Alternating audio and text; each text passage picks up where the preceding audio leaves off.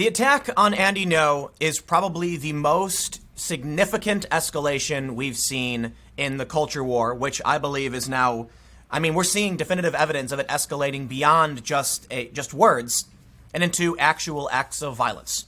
The reason I think this is the most significant is that when it comes to certain, clashes between right wing and left wing, whatever, you have kind of fringe groups, Antifa and, like alt-right people. And it's, look, they don't make up the largest portion of the country and they're not necessarily mainstream. However, Antifa increasingly is. And we can go to like Vox.com and BuzzFeed and The Verge and we can see that they use the same language. Moderates, centrists, conservatives don't use, for the most part, the same language as, like fringe far-right groups. There is some overlap, there is some similarity, but it's very disparate. Like memes, for instance. People use memes. So you're more likely to have like a far-right fringe group use a Pepe meme than someone on the left. And Trump supporters will use Pepe as well. So there is some overlap. But when you look at the way things are spoken and justified on like Vox.com, for instance, an NBC-funded venture, you can see that massive mainstream support speaking the exact same language exists. Now, here's an example. Milkshake them all. I would argue that every conservative of prominence, every moderate, every centrist, and even some liberals denounce calling for milkshaking against political opponents. Ricky Gervais put out a tweet. It was actually good. He said, it's funny how the people who are arguing that milkshaking isn't violence tend to be the same people who think saying certain things is violence. You see where this goes? The point is, we have this language here from Carlos Maza. Carlos Maza is calling for direct physical violence. Well, he got his wish in that Andy No was pelted with, milkshakes and other debris, punched several times, and put in the hospital with a brain bleed. I said this is exactly what would happen, okay? When you call for violence, like Carlos Maza did, albeit the lowest form, people go crazy in a mob. So one person throws a milkshake. You actually watch the video and you can see it happen systematically. Someone throws something at No, then someone else says, ooh, and then they throw something. And then you've got, which is kind of like a physical broken windows kind of theory. Because everybody's piling on and pelting No, someone runs up and starts punching him in the face repeatedly as other people throw things at him. And then as he's walking away, they throw things at him. That's what happens. That's why it's dangerous to call for violent escalation, even if it's just a milkshake, even if it's just spitting on someone, because mobs go crazy. So what are we seeing here? Carlos Maza, this post from the story from the Daily Caller says, milkshake them all. Does this statement violate Twitter policy? Yes, it does. Twitter doesn't care. Twitter will take down Meghan Murphy for saying men aren't women, though. Like, that's the quote. She said, men aren't women, though. And she's banned. Meanwhile, you have, I kid you not, this is not an exaggeration, you have a woman on Twitter who said, people forget what used to happen. She says that they would drag people out of their houses and beat them to death.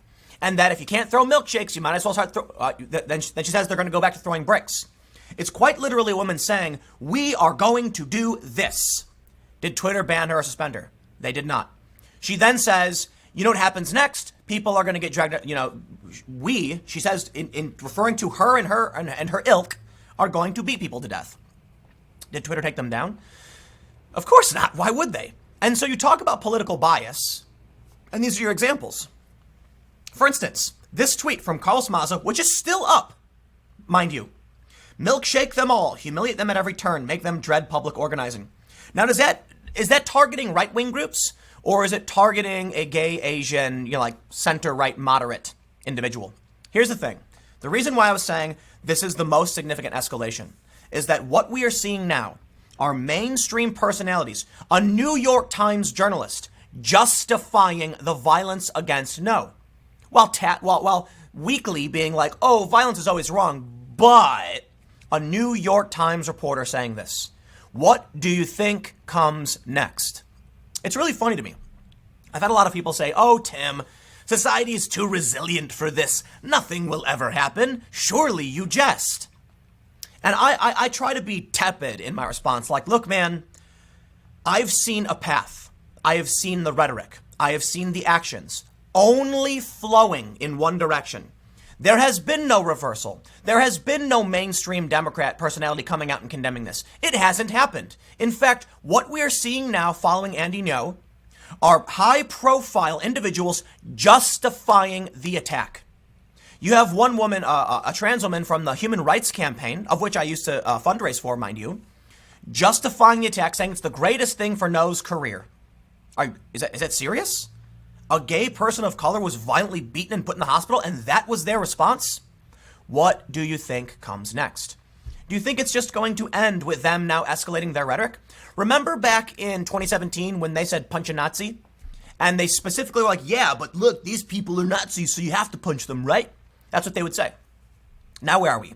Punch a gay person of color who is a child of immigrants if he's walking around with a camera. That's what they're saying now. We are frogs in a pot, and the water is boiling around us. I think one of the only things that could prevent this is something akin to a system shock, right? Because it's happening so gradually.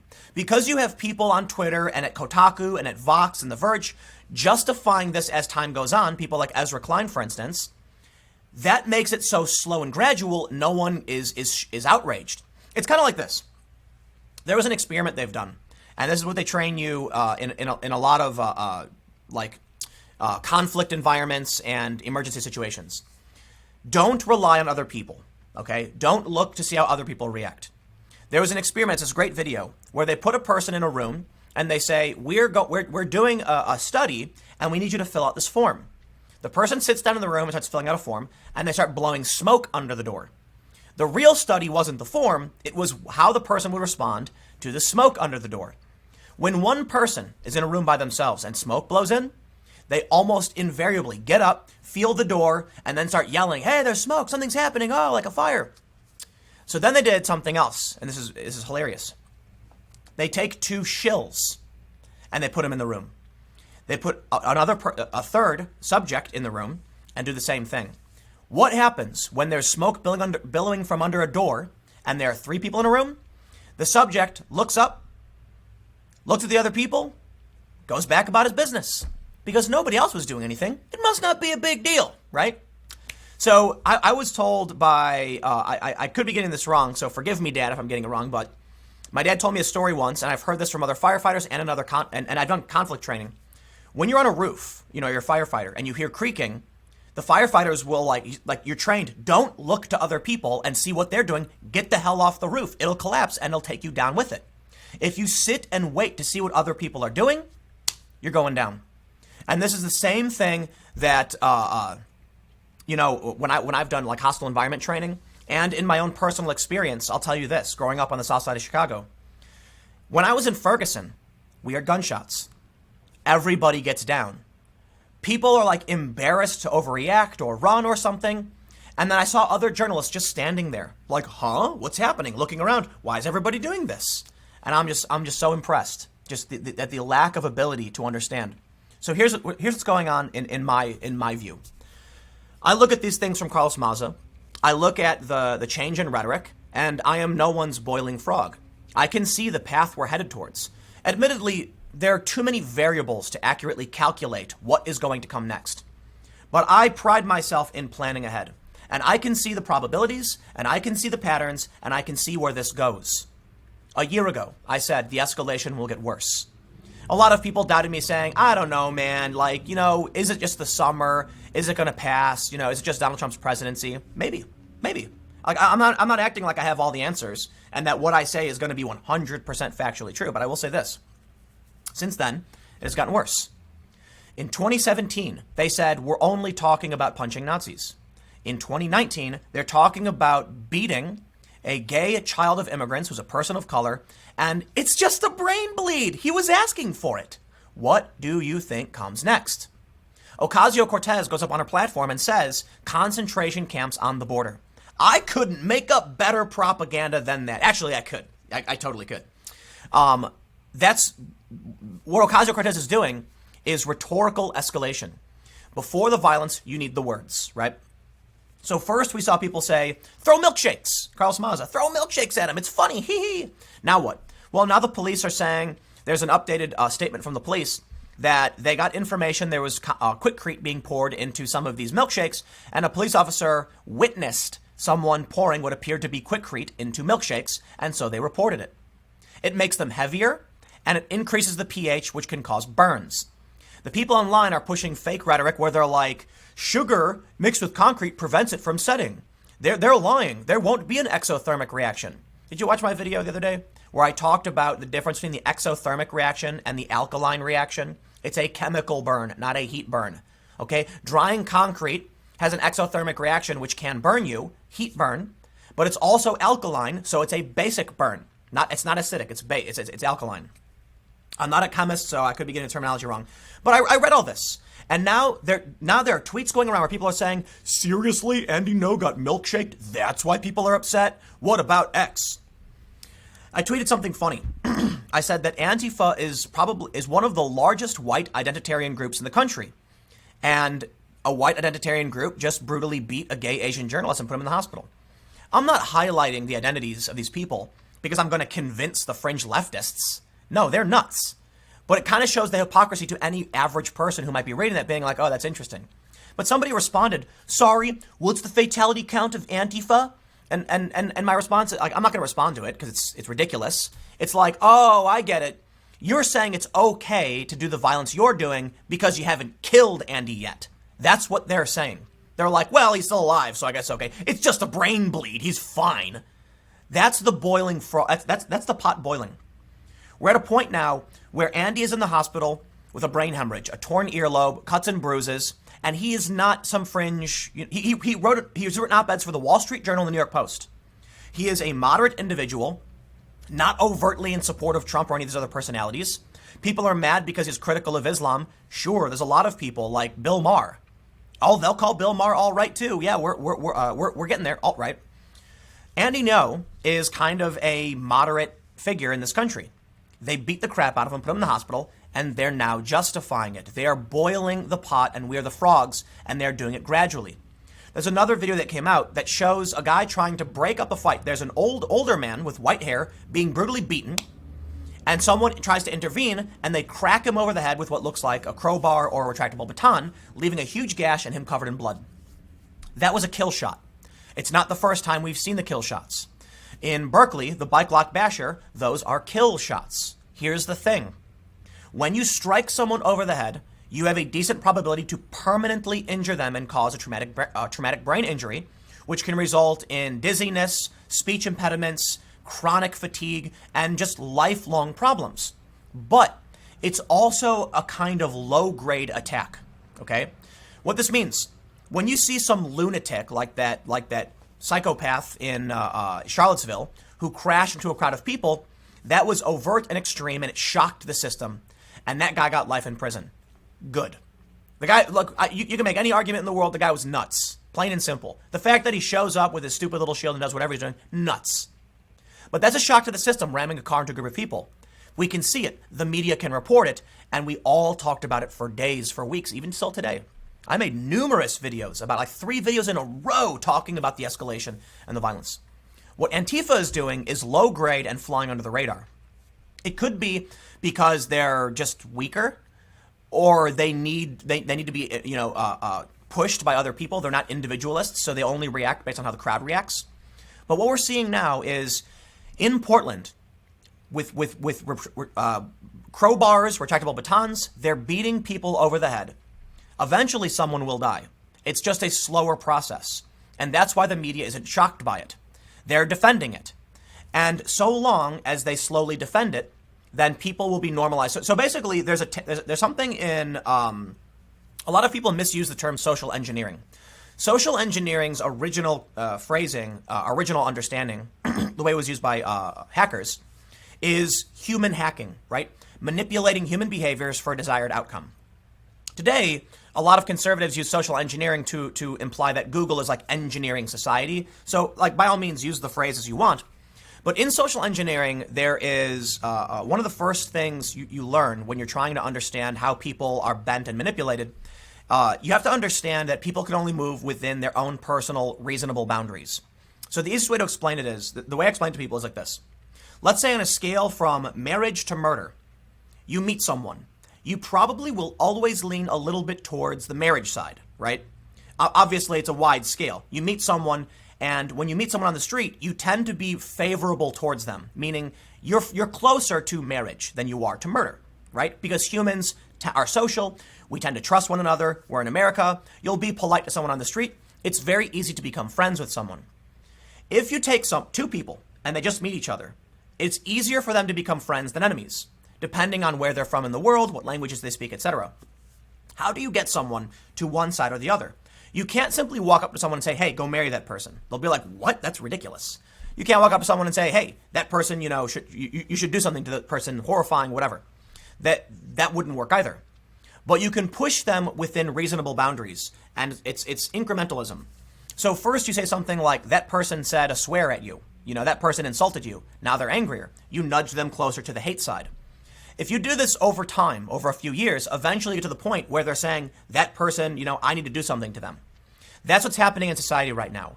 Everyone's being nudged ever so slightly towards more extreme actions. So long as you don't have a shock to the system, this is what's going to happen. So in Portland, they're at the point now where they're clubbing people, potentially putting cement in milkshakes, at least according to the police, beating uninvolved parties. Oh, he's a journalist, therefore he's, whatever. He's not. He's not one of these groups. He's not protesting or supporting. He's filming. We're at that point now. And because it happened gradually, we're at a point where the media, not all media, but many people in media are actively defending it. Chris Cuomo, Don Lemon, they've defended Antifa over and over again. They've posted tweets about it. Now they've condemned, you've had Jake Tapper and Brian Stelter of CNN call it out. But there's still a fracture here. You still have high-profile personalities defending this assault. Think about that. Think about what would have happened like 4 years ago. If a gay Asian journalist was brutally beaten by crazy people, I believe it would have been more shocking to the system. But we've moved ever so gradually. In 2015, what did I see? People were getting hit. They were getting punched. It was getting bad. They were throwing eggs. Now we're at the point, but that was partisan violence. Now we're at the point where Andy Ngo, a journalist who isn't out there supporting the president, is being brutally beaten and put in the hospital. You know what comes next. Ocasio-Cortez's rhetoric has escalated, calling it now aligning the U.S. with World War II Germany. This is going to trigger insane people to do insane things. They really do believe they are in this fantasy world and they're like reliving World War II Germany all over again. I think what we're seeing, I think you get the point about incrementalism. The media is playing the game, and so is Twitter. And until these tech giants actually take a stand and say, listen, man, you can't actively endorse and encourage this kind of stuff, then it's only going to get worse. And so there is a conundrum here, and I have said this before. Complete free speech, as the law allows, would be chaotic on these social media platforms. But on the point of principle, I recognize that and still think it's the right thing to do. There's a jump cut because a car alarm just went off, but the point I was trying to make is, I don't know what the right thing to do is necessarily, right? You can't restrict someone's speech because then you have moral arbiters like the people at Twitter and Facebook and Google who are deciding what is and what, shouldn't be. The problem, however, I see is that when you choose, to allow the violent rhetoric of the left to persist, we get this. We get the escalation, we get the boiling frogs, and they're not going to do anything about it. So you need a moderate centered individual to be like, all violence is bad. And why is that so hard, right? There are clearly people like, who are in the peripheral to the intellectual dark web, whatever you want to call it, who all understand violence is bad. But so are conservatives. I look at these high-profile conservatives on Twitter, and they have no problem condemning the violence. On the left, they endorse it. They encourage it, and thus, frogs in a pot. So, you know what? I'm not going to make this video too much longer. I'll leave it there. Comment below, let me know what you think. And you know what, man? I can say it for, the 800th time? It's going to get worse. You know it is, right? I haven't been wrong about the escalation yet. Admittedly, it's kind of a silly thing to be wrong about. I'm just saying it will escalate. Who knows what form it will take? So it's a pretty vague prediction. But we've gone from, punching Nazis to punching, to them punching gay people of color and justifying it. What comes next? You have people who are being radicalized by, Ocasio-Cortez's rhetoric and the Democrats because they hate Trump so much they want to push this nonsense. And you are going to get La Resistance type crazy people who think they're literally fighting, the Nazis, the Germans, and they're going to go and do crazy things. The FBI already, there was a story I reported on a while ago about Antifa having trainings in south of the U.S. border to stage armed disruptions of the border, I think I know where we're going. I do. And if there's a shock, there's two potentials. A shock to the system on the left, which could make people be like, get rid of these people, lock them up, which didn't happen yet. The attack on Andy Ngo wasn't shocking enough because we're already used to what Antifa does, and Antifa's already been heavily defended. You would need some really extreme shock to the system right now from Antifa, which I just don't think will happen. Boiling frogs. However, a shock to the system at this point could potentially be a shot heard around the world. And that's what I'm concerned about. All of this stuff has been gradually building up, and everybody can see it. You look at the media, like, CNN's reporting on this, so it's being seen by the mainstream. A lot of normie, uninitiated people aren't paying attention. That I get that. My friends don't know a lot about this. But you can see the escalation from Vox.com. You can see Carlos Maza encouraging and escalating. You can see his allies using this language and saying it's justified. We may be at a point now where any shock to the system is a shot heard around the world, which sparks a true conflict that can't be rectified. It's possible we're already past the point of no return. I have no idea. I'll leave it there. Let me know what you think. Stick around. The next segment will be at 1 p.m., and I will see you all on this channel at that time.